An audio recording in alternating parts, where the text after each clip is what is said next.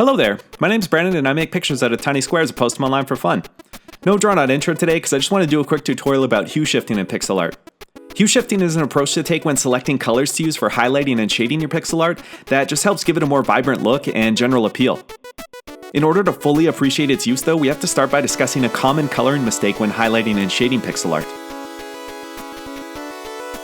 So here's what I used to do when I was just starting with pixel art. I'd have some kind of character, like here's the sort of Wild West fox holding a revolver thing that I made a few years ago. I'd come up with a pose and some line work, then I'd assign some flat colors to everything, meaning just the base shades, no highlighting or contouring yet. To achieve that, I'd create a new layer and paint over it in black for the shading, and then reduce the opacity of that layer to somewhere around 30% transparency. See how it conveniently shades the whole character and you don't have to worry about going in and choosing unique shading colors for everything? Then I'd create a new layer and do the same thing, but with white to achieve some highlighting. And just like that, the character's fully rendered. Pretty cool, right? Well, not exactly. This method isn't making the most out of our limited color counts that we use in pixel art. Sure, the use of black and white opacity shading does help teach you about the use of contrast to create the kind of contouring in the character that we see here. But there's a lot more that can be done to give the final render some more vibrance and appeal. And this is where hue shifting comes in. When a base color gets brighter or darker according to lighting, it should also change in color very slightly in addition to becoming brighter or darker. This is perhaps best explained by thinking about things in natural light. Ambient sunlight casts everything in a sort of light yellow tone, and to emphasize this, we could also consider the shadows leaning towards the opposite color from yellow, which is purple. But more on that in a minute.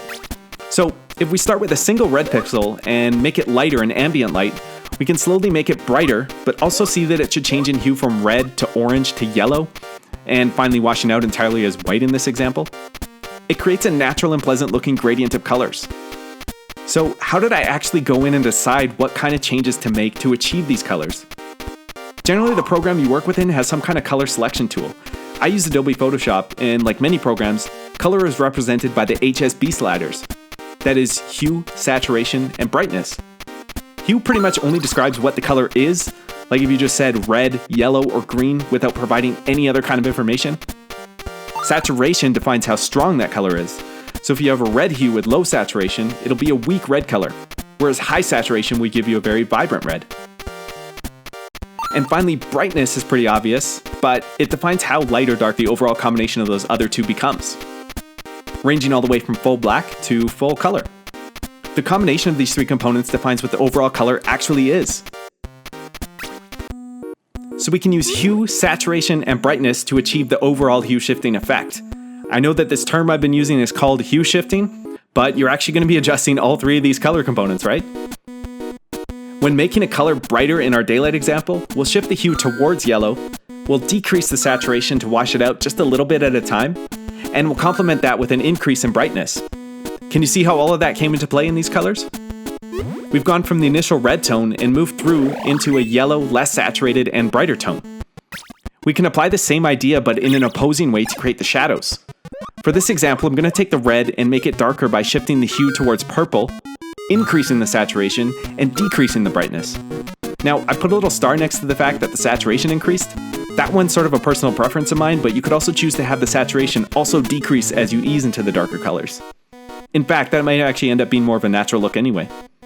I like to increase it though, because I want to maintain color vibrance into the shadows. Obviously there's some room for interpretation here, and these aren't exactly strict rules when it comes to your own personal preferences for color, right? So that's great for working with red. It makes sense because it easily moves towards yellow and purple on both those ends. But what about other colors? Here's an example starting with blue. When we get lighter and move towards yellow, the lighter end becomes a little bit more green. On the darker end, we go towards purple, and that works really well, again with increased saturation and decreased brightness, just like before. And just as a quick comparison, let's take a look at how these red and blue gradients would have turned out if they were shaded without hue shifting at all. Are you ready? If you employ the black and white shading highlighting like I showed at the beginning of this video, these monotone palettes are all you're going to end up with. Can you feel how it sucked all the life out of those nice colors that we just had? Here, let me bring them back. That's so much better. Now, the amount that you choose to exercise this effect and the way that you actually go about it is up to your own preferences, of course. Perhaps it suits a certain aesthetic to have minimal hue shift, like to give everything a monotone sort of look if that's what you're going for. For me personally, I like making things that have as much color in them as I can hide.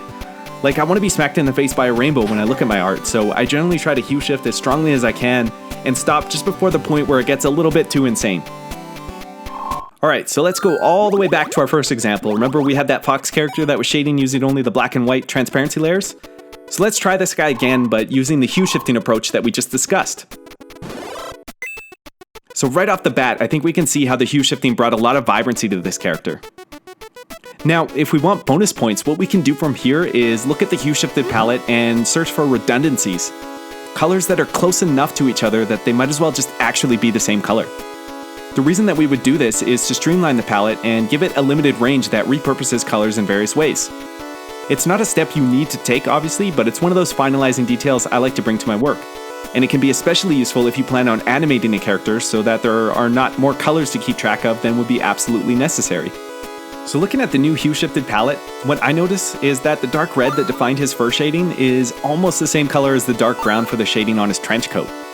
So let's just go ahead and make those into the same color, and we'll do that by just choosing a color that's sort of between those two original tones. Once they're both assigned the same tone, can you see how it didn't really make a huge difference to the overall look? That's kind of what's great about pixel art, the way you can multi-purpose colors like this and have everything still work together. The next one is the light blue highlight from his gun is almost the same color as the shading on his bandana.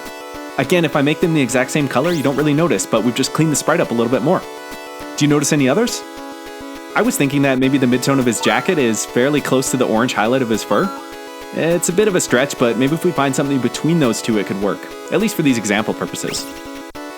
And finally, the shading color on his tail is close enough to the light bandana color, so we'll assign them both the same tones, somewhere in that neighborhood. And just like that, we've reduced our palette from 14 tones down to 10. Again, this was really just kind of an optional finalizing detail, but I do find it an important enough step in the hue shifting journey that I wanted to mention it to you guys. So let's take a final look at these 3 checkpoints all together.